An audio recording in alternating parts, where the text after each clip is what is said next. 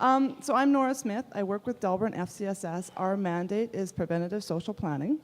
And this all kind of came about, we ended up with a partnership with Tamarack on their 1,000 Conversations campaign, and it started over a cup of coffee. I happened to be sitting there with Derek Alton, who had just been hired, and John Beebe, who is an internationally exhibited photographer, and it's all spawned out of that. It's been a definite blessing to our community.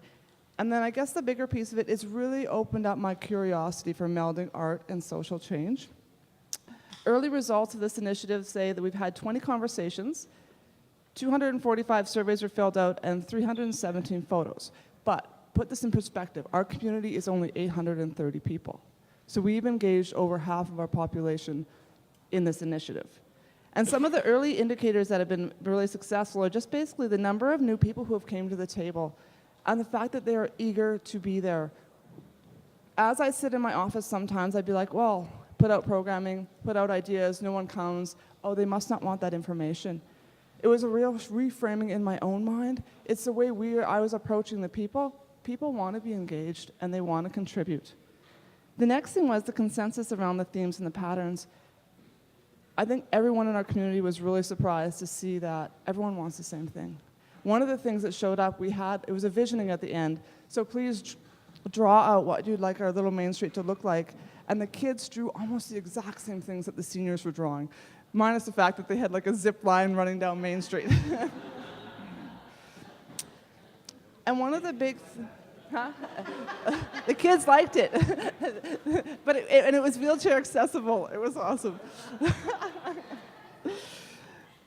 One of the big worries, and we've been so cognizant or trying to do this the whole time, is about making sure that the ownership stays at the grassroots. We are really quite concerned that it might come back and say, wonderful, we've shared our voices, what are you going to do for us? And then we're trying to really frame this so it stays right on the ground, and they're the ones moving it forward. And just the extraordinary uptake of the Belonging Delburne project and the photo aspect. So in the back room, we have set up a little booth that people can go, and because we've taken all these 317 photos, everyone is 3 feet by 4.5 feet, and we have wheat pasted them on the exterior of buildings in our community. So it's gigantic.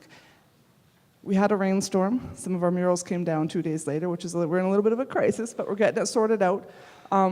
It just was a good opportunity to re-talk to the community. But even in those 2 days of seeing people interact with those murals, there's something in there that is transformational. Just the way they stood there, they looked at them and they're like, oh, that's so-and-so. And the little girl goes by on her bike and she's like, that's my dad. And there's this elderly gentleman who was 80 who came down to the office and I'm like, so Ron, what do you think of the photos? He goes, oh, they're beautiful. I know a lot of people up there.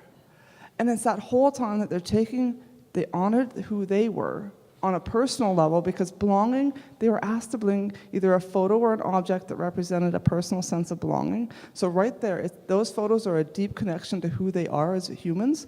And then people stand there and admire each other from the heart. And there's something, as I watched that, even in 2 days of watching those murals, there's something transformational in that. And then the very last thing that's happened, we're having a lot of people step up and say, this is really interesting, and wanting to be kind of connected or involved in the partnership, and we are all for that. If you want to come and join in and experience and share, and we'd love to share, and we're inviting everyone. All right.